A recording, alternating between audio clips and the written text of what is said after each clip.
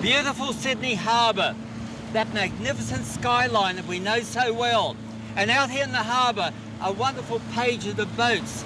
Now, I lived here for 5 years and I eagerly explored the length and the depth of Sydney Harbour, looking for old shipwrecks, looking for hidden things in the coves. So I want to take you and show you these little known wonders of Sydney Harbour.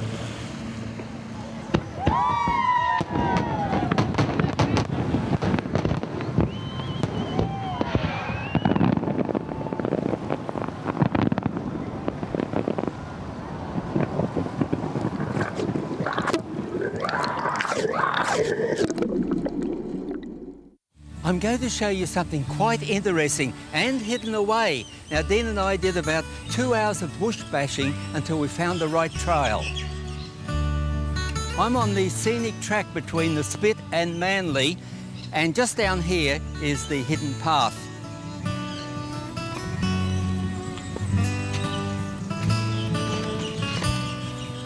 Now, that was the easy walk, and when you come to this junction, and the sign, you've got Manly this way, the Spit back there. Right in behind it is the hidden path. The path is very old and well worn. You can see the hollow there from people treading along here for over 60 years. That's Dobroyd Point, and down here is Crater Cove, and just a little bit further.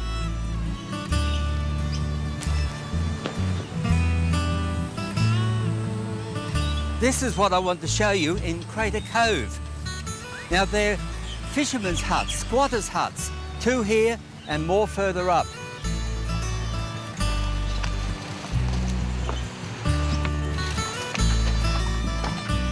Some of these huts were built over 60 years ago with million-dollar views until the late 80s, when the National Parks and Wildlife won a court case and kicked all the residents out. They all have just a single room, but what a great place to come down for the weekend fishing. The builders were masters at innovation. They've used local stone here and driftwood to make quite a substantial dwelling. And for hot water, they painted a water pipe black up on the roof for the sun to heat it up.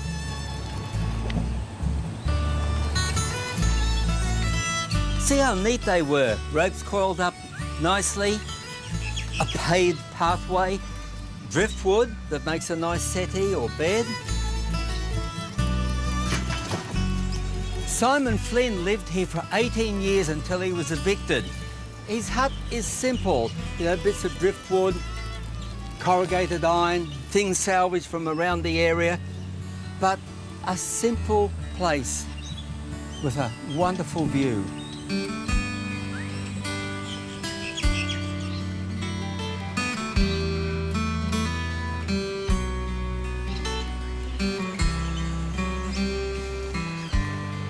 How many millions would you pay today for a Sydney Harbour view like this? This Crater Cove settlement is a good example of a simple architecture by ordinary people. And for me, I reflect back to my early days when it wasn't so regulated, when you had the freedom to come in and do things like this, and you could live with nature and not harm it at all. Well, hello. You're the new owner, are you? The only one allowed to live here. Hey, you're friendly. I guess you miss your mates here.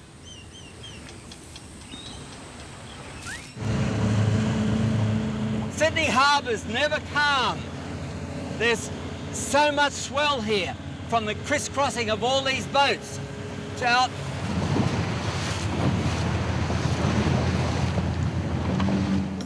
Old sailing ship anchors litter the harbour, and each has a story to tell. North Head has claimed many old shipwrecks. Pro Dive is taking me to the best scuba dive site in the harbour. It's at North Head, below the conspicuous rock called Old Man's Hat.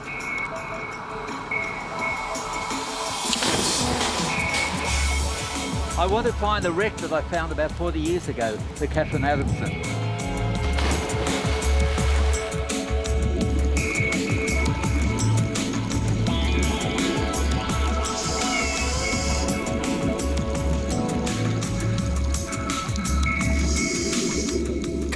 Fran Stater and I are searching for what little remains of the clipper, Catherine Adamson. She sunk here in 1857 and 21 died. They nicknamed her the Booze Barge, for she carried over 20,000 gallons of rum, gin, brandy and wine. Now, when the liquor washed ashore, there were a lot of drunken, happy locals. Ah, there's her anchor chain. I haven't been back here since I discovered her in 1964, and that made front page headlines.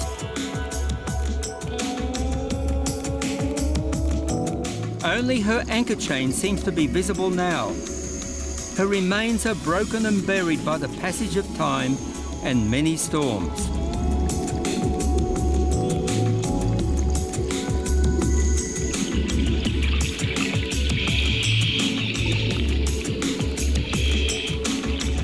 This is the egg case of a Port Jackson shark. The spiral flange is tough, and there's a baby shark inside. It's January, and an unseasonal cold current drops the water temperature to a shivering 14 degrees. Interesting creatures abound. A giant cuttlefish, a friendly blue groper,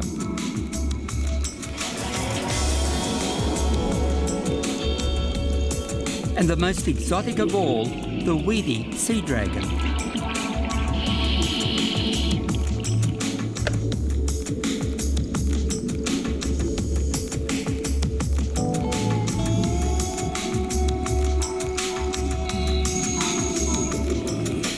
This signal tells me an angel shark is up ahead. It's harmless, 1.5 meters long.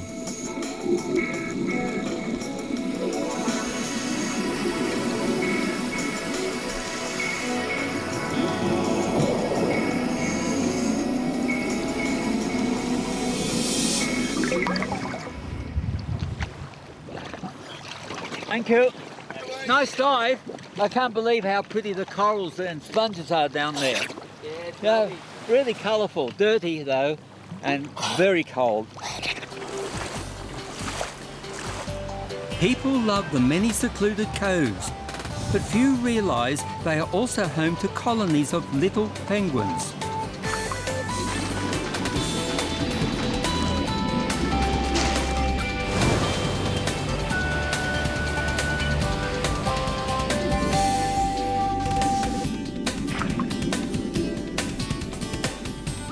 These delightful penguins are so inconspicuous, it's hard to believe there are some 60 breeding pairs in Manly alone.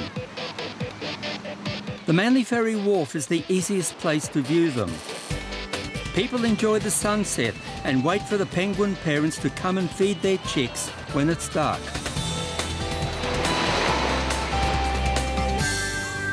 So you look after the penguins, do you? Yes, we've been doing this for more than 6 weeks now, every night, haven't we? Yeah. This is Ellie, she's a penguin warden too. And how many penguins will come in, you think? Well, Two adults, the mother and the father, and then we've got 2 babies. Oh, and we right. reckon they're about 6 to 7 weeks old. And so they've got a couple more weeks before they're starting to grow their feathers. So they think they've got a couple more weeks before they start to look like adults. The chicks have been hiding under the ferry wharf all day. They're hungry, and one parent is coming home with a fish dinner.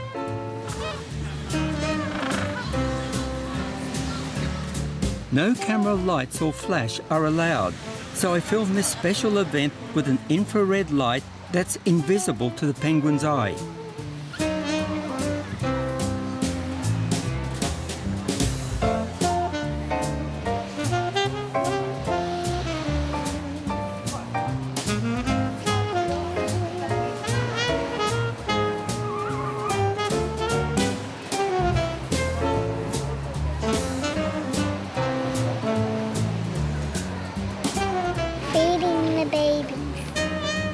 Right in the middle of the city, it's amazing. You can just go and see these creatures of nature.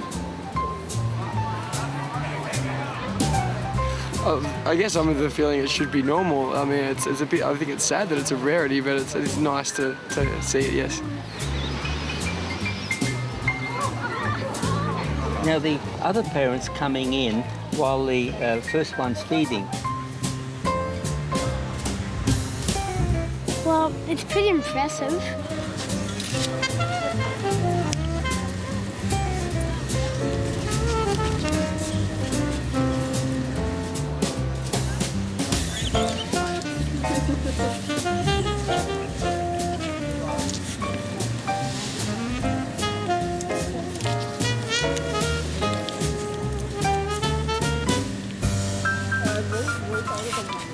The parent's turning its back on the chicks. Does that mean she's... That means you've had enough.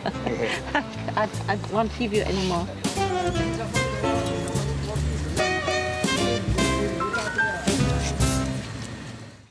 I'm going to show you the best and the most extensive Aboriginal rock engravings around Sydney Harbour. Now, they're very easy to find. You've got Wakehurst Parkway, the roar of the traffic just here, and you come down Bantry Bay Road to the southern end, then a 300-metre walk along this path, and you come to these signs here and just go through the fence.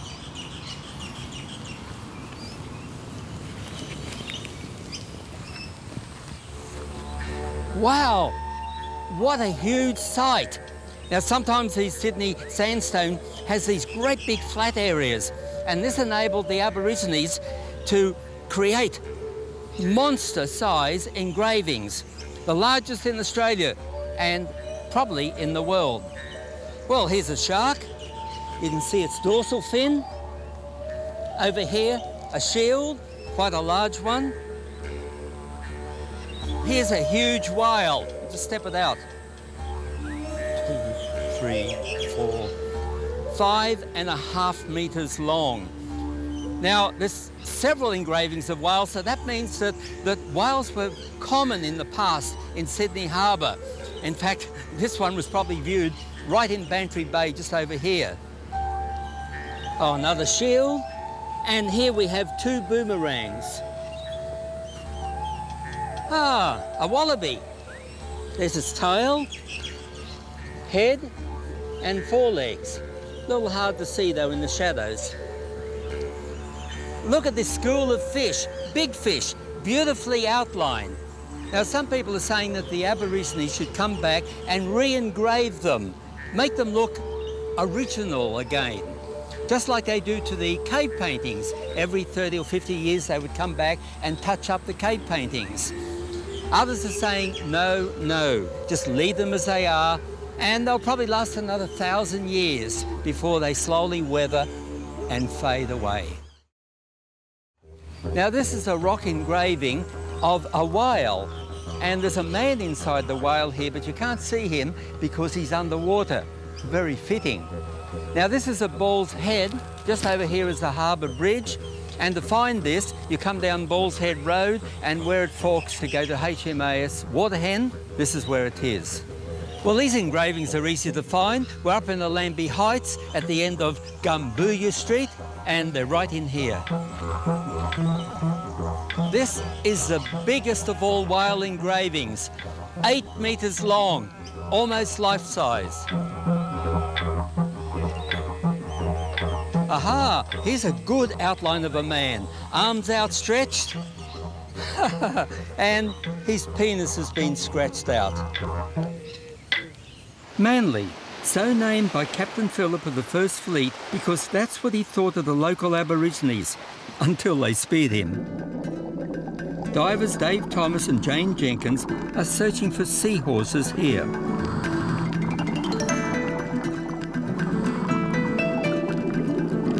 There's one, so cute and quite common, just hard to spot in the net.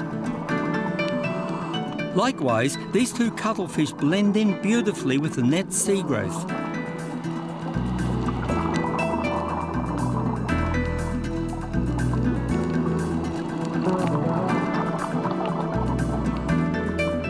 Cute as they are, seahorses are shameless, sex-obsessed bisexuals. Seahorses with the biggest bellies attract the most partners, 40% going for the same sex. In their topsy-turvy world, where the male becomes pregnant and carries the eggs, a big-bellied male may flirt with as many as 25 potential partners in one day. Somehow I missed all that on this dive. The water was cold, maybe cooled thereafter.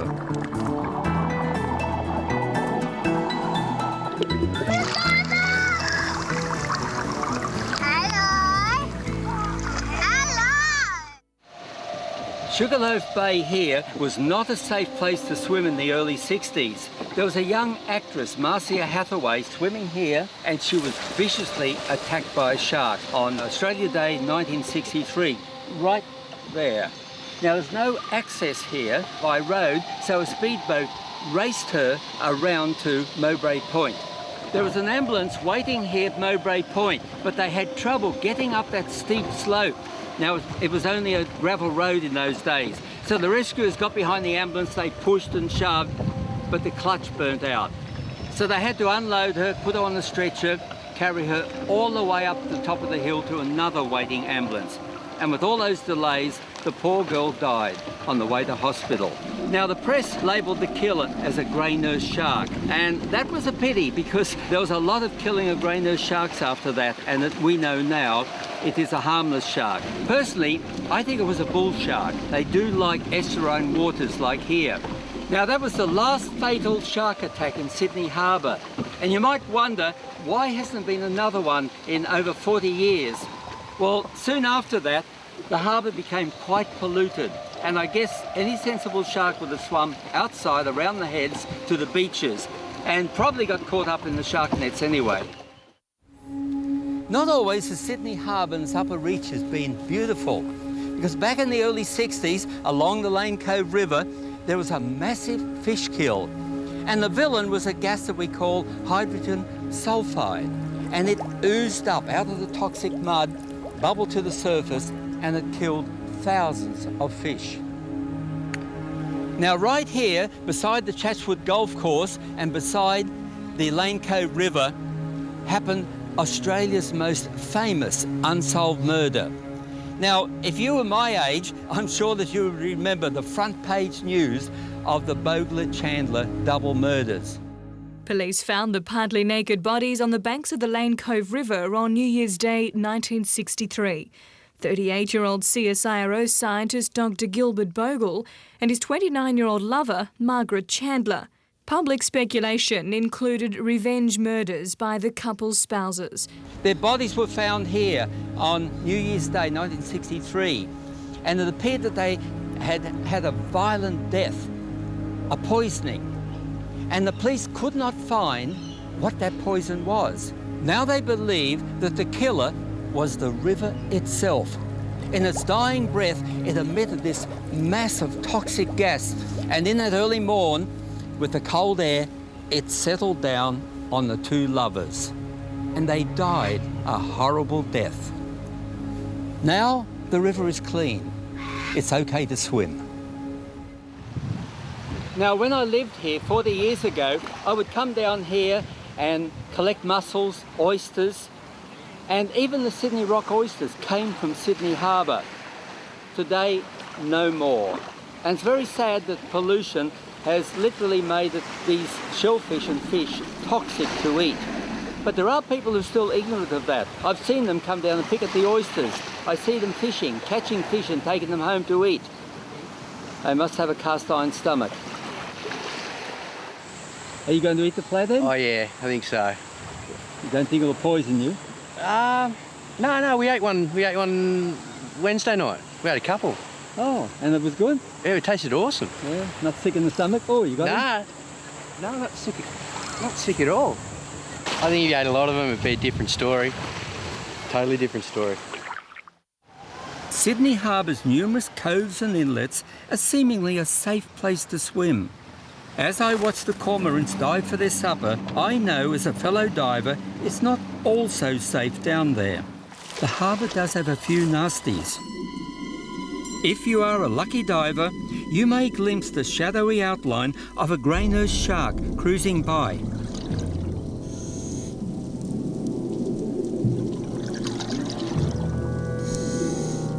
You'll probably freeze when a big bull ray passes, as it's known to kill unexpectedly.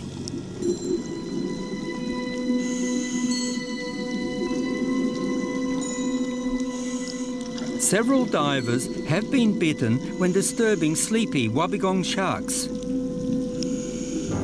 The smaller creatures are the greater worry. This scorpion cod has 12 venomous spines. The deadly stonefish has 13. Unluckily, its sting is far worse. Only the blue-ringed octopus is dangerous. This common one is just creepy and is catching dinner.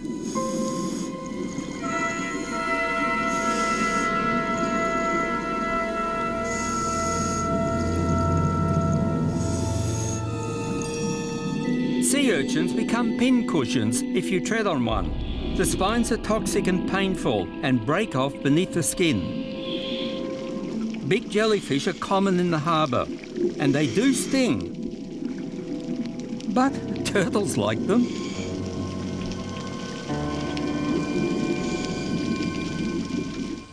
On North Head, Curran and I visit the Artillery Museum and we go underground with Jeff Evans on a most interesting tour. Jeff, you're going to show us something special here. Yes, I am, Ben. Why don't we go down underground and have a look? Oh, right, down into the catacombs. You excited? I am. It'll be great.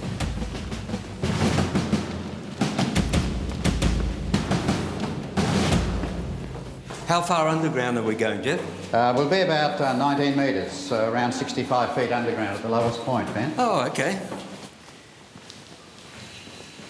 So this powered the whole system? Yes, it did, Ben. The generators provided power for the lighting in the tunnels, for the guns themselves, and for the whole headland during the Second World War. Must have been very noisy in here. Oh, so. Especially all the echoings yeah, running. there would have been an unbelievable din in here, and in those days we didn't have ear protection or anything, so the guys probably walked out of here deaf. The roof there is 2 metres of reinforced concrete. Kidding, 2 metres? Yeah, the walls are 1 metre each, and the floor is 1 metre of reinforced concrete as well. So this would be the safest place in Sydney if there was a terrorist attack? Absolutely, yeah. Will you give me a key? We'll talk to the curator, yeah. OK. One of these diesels could have powered a small town of about 1,000 people. Yeah? Yeah. Not with today's diesel prices.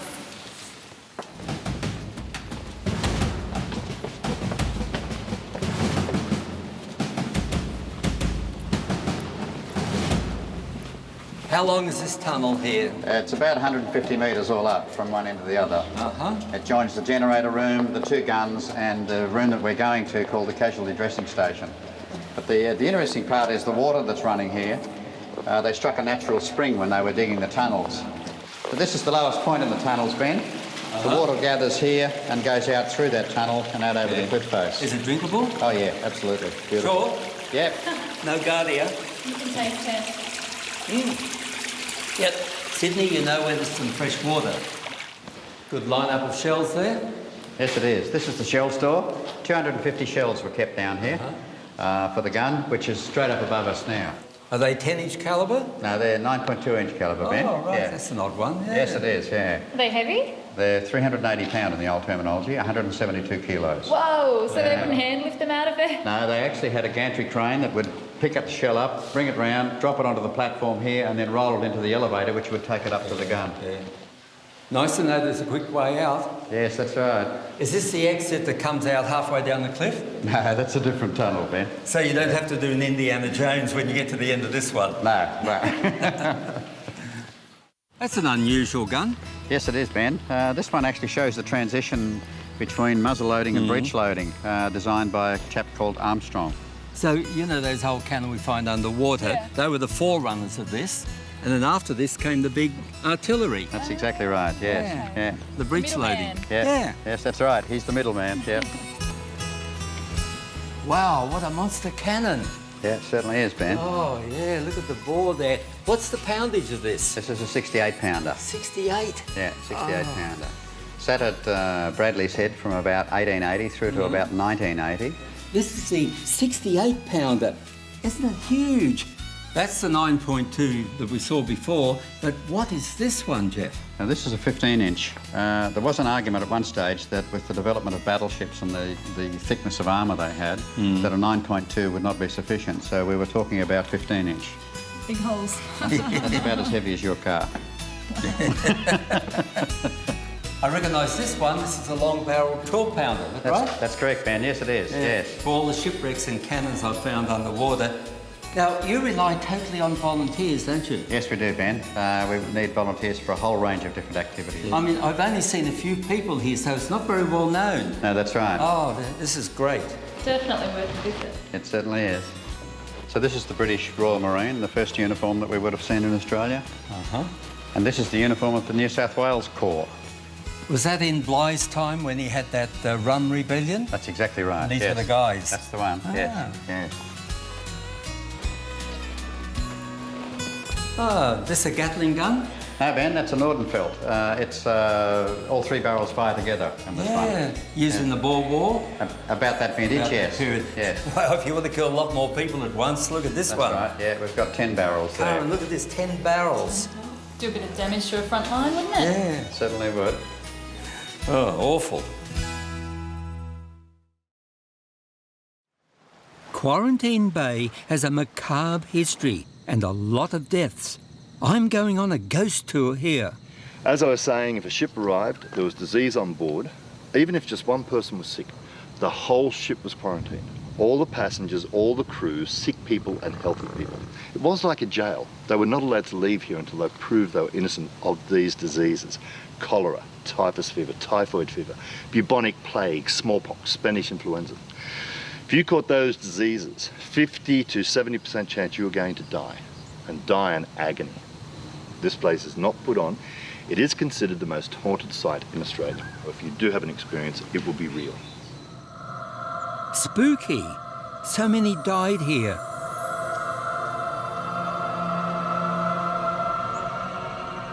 The oldest building still standing right here. This one here, built in 1875. This place is worse than Port Arthur. And of around about 13,000 people that came through here, 572 people did not leave. And that's why we've got the supernatural here. Those 572 people are buried in 3 separate cemetery sites. And when they were buried without any religious ceremony. None whatsoever. My invisible infrared light won't spook the ghosts. The girl only became known to us a couple of years ago. One of our tour guides was reading through the death registers. She found the entry of Matilda. Standing here talking to everyone, and Bindi told me she felt this, well, she described it as a pressure all over her head, face, shoulders, neck, just this pressure. She then realised the clairvoyants standing around her were absolutely aghast. They were just standing there staring at Bindi. Bindi knew something was wrong. She said, "What's up? What are you staring at?" These clairvoyants just said, "Matilda is trying to strangle you." Matilda was standing in front of Bindi with her hands up around Bindi's neck. And she tries to help people. But if you ignore her and don't listen to her, that's when she gets very frustrated. Because she has tried to strangle 7 people that I know of. They've been on my tour when she's actually done it. Speaking of death, the morgue is down this way. Now, the stud was only ever used when they didn't know why someone had died. If they knew why the person died, they just buried them. If they didn't know why they died, they'll bring their body in here and perform an autopsy. Cut the body open. You can see the grooves here for the body fluid run down to a big pit underneath. Young bloke who came in was on my tour a couple of years ago. All he wanted to do was come in here and hide on the slab. Suddenly, in the middle of my talking, he jumped up going, "Mah!" Sorry, he scared the daylights of the river. Let's move up to the hospital. Beware. A group of girls on my tour, probably about 17, 18, took them into the hospital, told them about the matron. I came outside, this young girl came running out, absolutely hysterical. She said she was wandering between the 2 wards. She passed this room. She just looked in the door. We believed it was the matron's office. So I just looked in the door and kept walking. So I was then compelled to go back and look in the room again. So I walked back to the door, and there, standing probably as far away as from you to me, was the matron. Just standing there, arms folded, staring at me. Really upset that I was staring at her. The matron just said, "Get out of here!" Scared the daylights out of that poor girl. This way.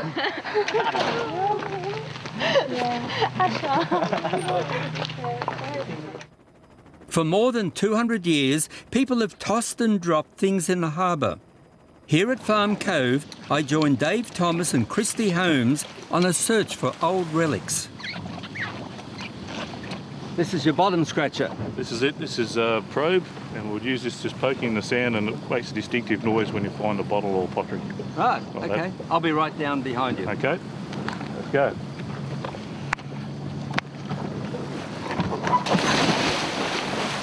You hand me the camera, please.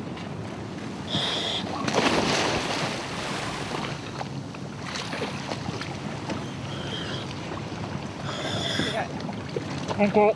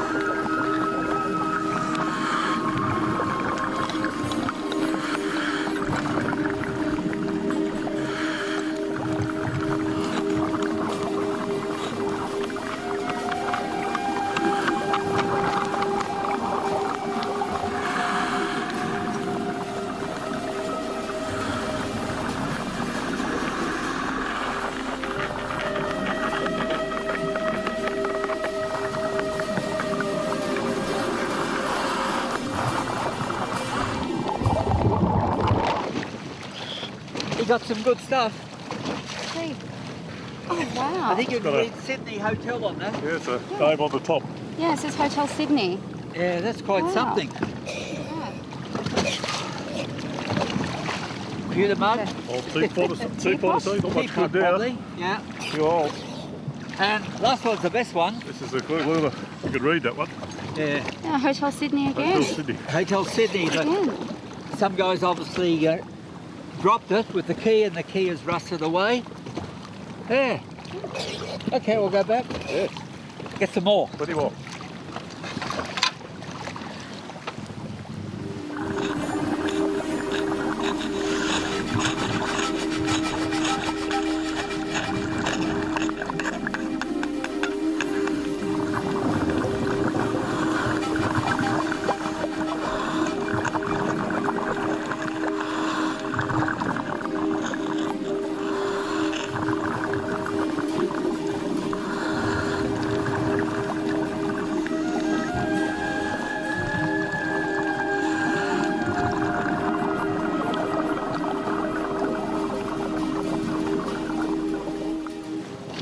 Oh, right.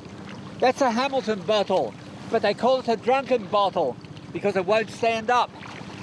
There you are. Oh, because of the bottom. I get it. Wow.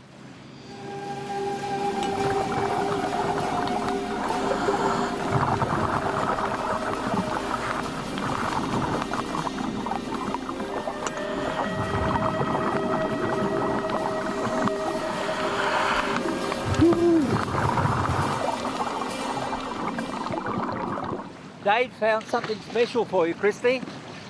Wait till you see it. Wow. It's a wedding ring. Fits perfectly. Is that what you wanted? The moment every girl's always dreamed of. It's 5 a.m. and I'm down at the Sydney Fish Market in Pyrmont, ready for one of the world's largest auctions. More than 55 tonnes of fresh seafood is auctioned off each day.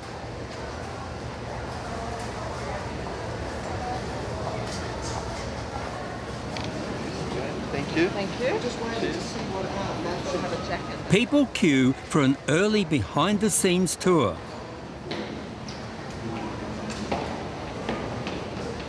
The auction uses a computerised Dutch clock system, originally developed for the sale of tulips. When the auction clock starts, the auctioneer sets a predetermined price for any species based on what that product was selling for this morning or yesterday. And unlike a normal auction, Ben, the price starts at a higher price and runs down. Once one of the buyers thinks that's a realistic price for today, he will hit the button and stop the clock, setting the price. Large yellowtail buyers, clock A. Extra is 2 6s and a 7 buyers. 2 6s and a 7. Anyone from the yellowtail buyers? Any of the yellowtails? Lobster buyers! 40 up there, $40 up there, it's going to be $40. $40 I got down there to USA. Oh, here we go, 33, right down there, got a $12 start. $12 anywhere, 12 I got up there, $12 up there, 50 up there, 12, 50, 13, 30, 50, 13, 50, 14, $14 here. $14 I got up there, $14, and you got anything at 14, 14 down there to Farrell. Mud crab! 1, 2, 25, 28 I got up there, $28 up there, $28 up there, 50 up there, 28, 50 I got, 28, 59 up there, 50 up there, 29, 50, 30, $30 here, 30, 51, $31 up there, 50 up there, 2 here, $32 here, and it's sitting at 32, 32, 53, $33 up there, and it's sitting at 33, 33 down there to Worcester. Wherever you live in Sydney, it's likely your seafood dinner came from here. Since 1788, 90 ships have been wrecked inside Sydney Harbour. Some have become great dive sites, and I'm going down to explore one of them.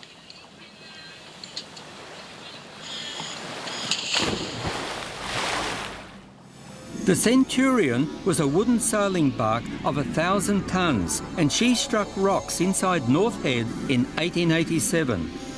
That's a plaque commemorating her loss.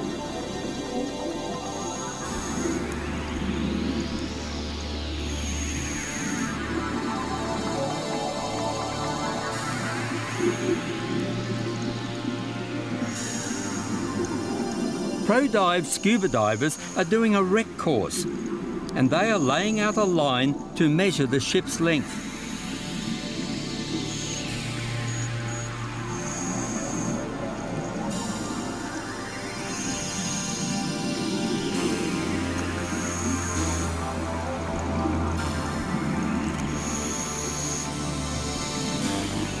The wreck is twisted and scattered, 18 metres deep. Home now to a milling school of catfish.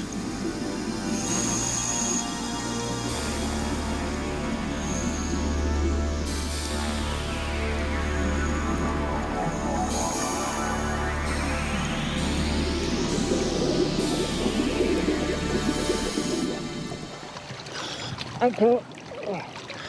Oh, nice down there, but the wreckage is pretty scattered. It really is hard to find. It's Australia Day and the harbour celebrates. Priscilla wins the best dressed boat and my son Dean's Sea Dragon is runner-up. The tall ships are out in their full glory, including the historic Dolphin.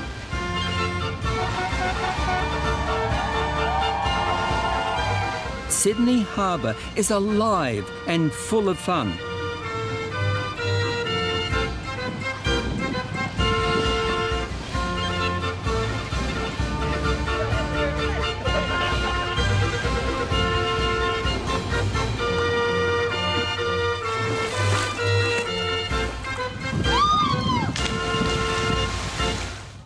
Hi, good afternoon. I need a coffee break. Good. One cappuccino, one ice cream. Yep, thanks much, man. Good. Thank you on that. See you next time.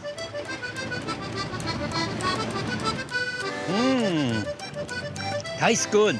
This is a great thing, you know, getting a coffee out in the harbour like this.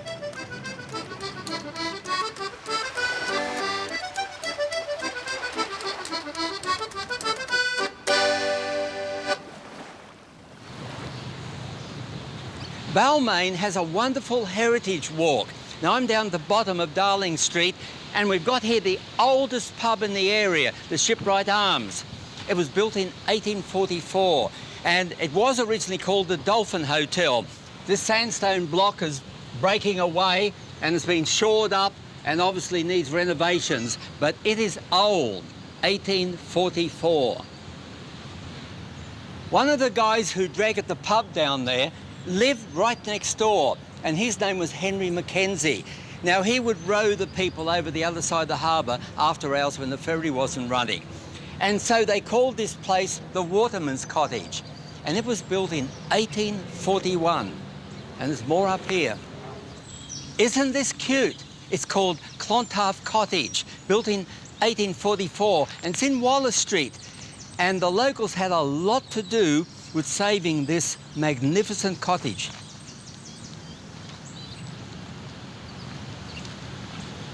St Mary's Hall in Adolphus Street, and built in 1851. I'm back on Darling Street at 179, and we have the Balmain Watch House, and it was built in 1854, the oldest surviving lock-up in Sydney. And in that period, I guess it was pretty busy.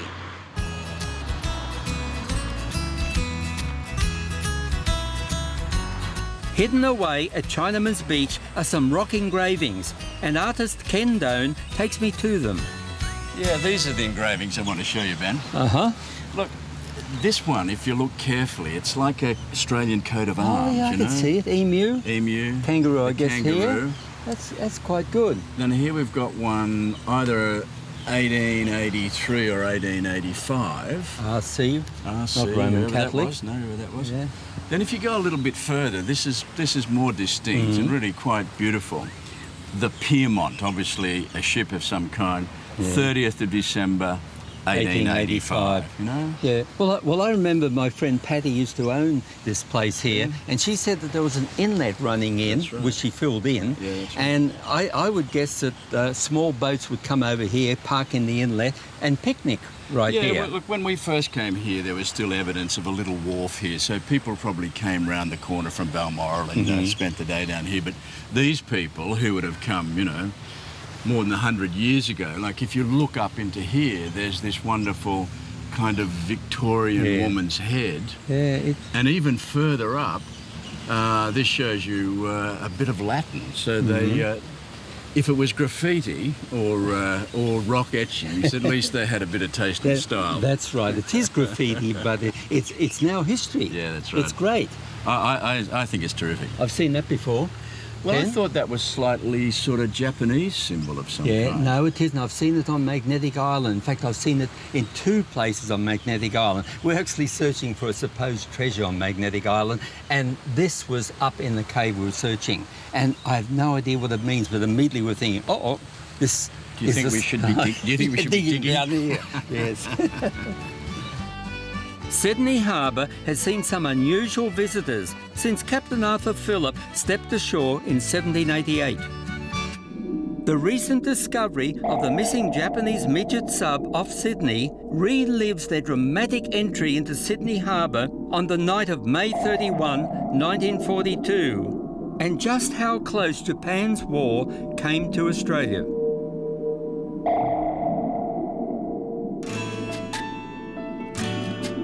Seals are occasional harbour visitors, and one found life good at Harry's Cafe in Woolloomooloo.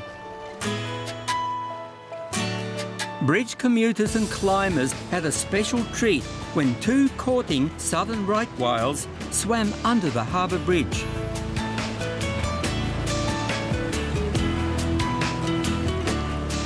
The harbour came to a standstill. Even ferries stopped to let the whales pass through. View of the city and a view of the whale jumping, you can't beat that. Fantastic, can't believe that they've come in so close.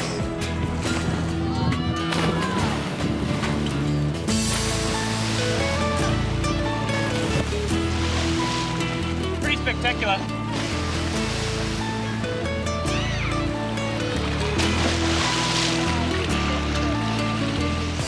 A year later, a pair of humpback whales and a calf swim into Sydney Harbour.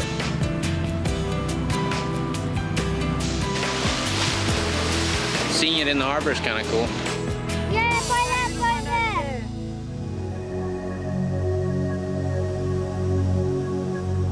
Dean captures the humpbacks underwater.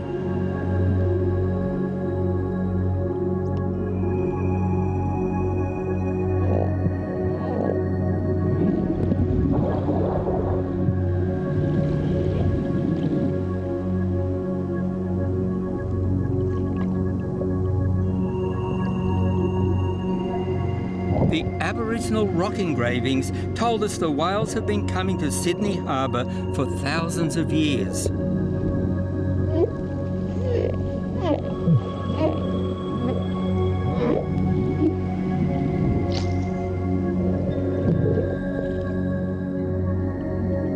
Is this whale greeting us?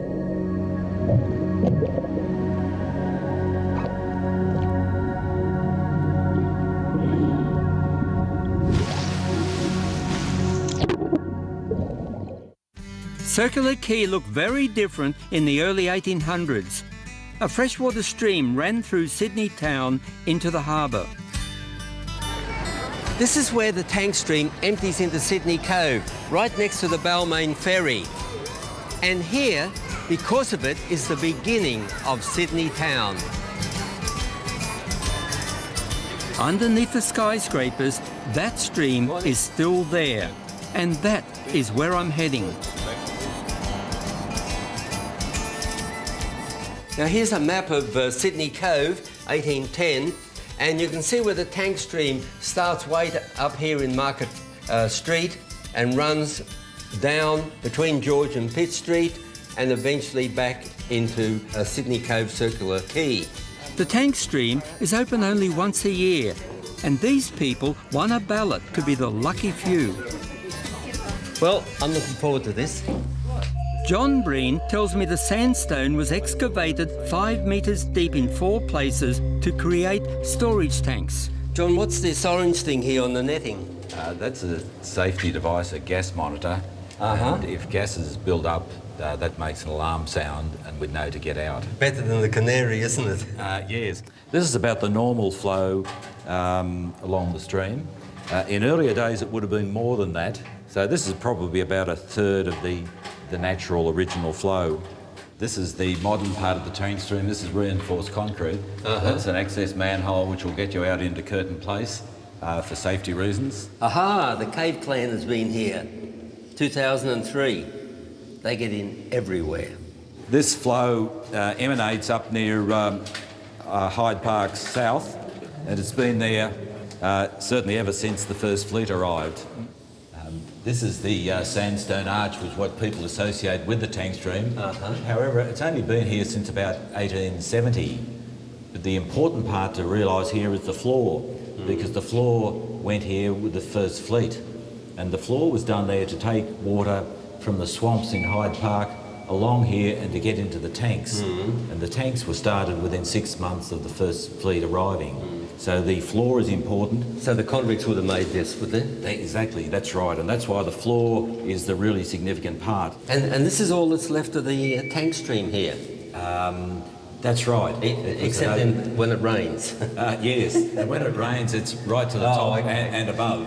It's nice and sunny out there, I believe. That's right. This represents a symbol for payment of the stonemasons because they weren't convicts, they were free people, and they got paid for each block as they laid it. It's getting higher here. Exactly, and there's a reason for that, and we only found the plans 3 years ago. This, in fact, is a hydraulic expansion chamber because you'll see an ugly pipe up there. Oh, and that was like an obstruction, was it? That's right, but that pipe was there before the sandstone arch went in. Yeah, this ugly old pipe represents one of the high points of Australian technology. Yeah. It's not a circular pipe, it's got a V shape in the bottom, and the V shape is to carry the sewage solids along. And it's iron, is it? Yes, but to confuse us, it's got timber there. But the timber, we think, was probably used about 80 years ago as repairs because you can't get this sort of stuff off the shelf anymore. But it's made of about 15 different pieces, all bolted together. And we've got photographs to show that this was part of an aqueduct, a three-piece aqueduct, which was there in the very early days. So this would be very, very old. Have you got a date for it? Yes, it dates back to about 1855 when they were building the Bennelong sewer. And you said that this was a sewer, became a sewer before London? Yes, an official sewer before London. There's other things too. Also, I can stand up very easily under that point. Most of you can because that's under the manhole cover which will bring you up into Hunter Street. So what's this, John? This is an oviform sewer pipe made up of bricks But you can see the V shape at the bottom, and that's to carry the sewage particles along. It's about 20 years younger than the sandstone arch that they're in. But the important part is you can see the bricks around the top. Yeah. They're not just your common house bricks, they're V-shaped bricks to fit perfectly around the arch. And that means they use less cement to do it. And that was important because the sewer gases eat away at cement and bricks can fall out of the roof. The tank stream in 1857 became an official sewer. Prior to that, it had just been a stormwater cum sewer. So this was at first, you know, a freshwater stream for drinking. Then it just became a stream that was polluted, and then a sewer. That's right. Yes, yeah. And not a very good life for that, did it? That's right. It's got the whole history, and that's why the tank stream is so important in the history of Sydney and indeed Australia. Yeah. And what do you think of this? Oh, it's been an excellent tour to see the history of Sydney, but particularly as it evolved over time, but also the way in modern times that the city has impacted on the stream itself. It's amazing. You don't actually realise what's down here and what you're walking over until you're actually down here. You don't even think about it. I think it's just quite astounding, actually, yes.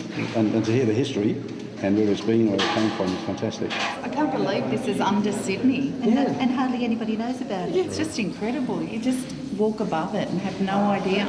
It's like a little hidden wonderland underneath Sydney.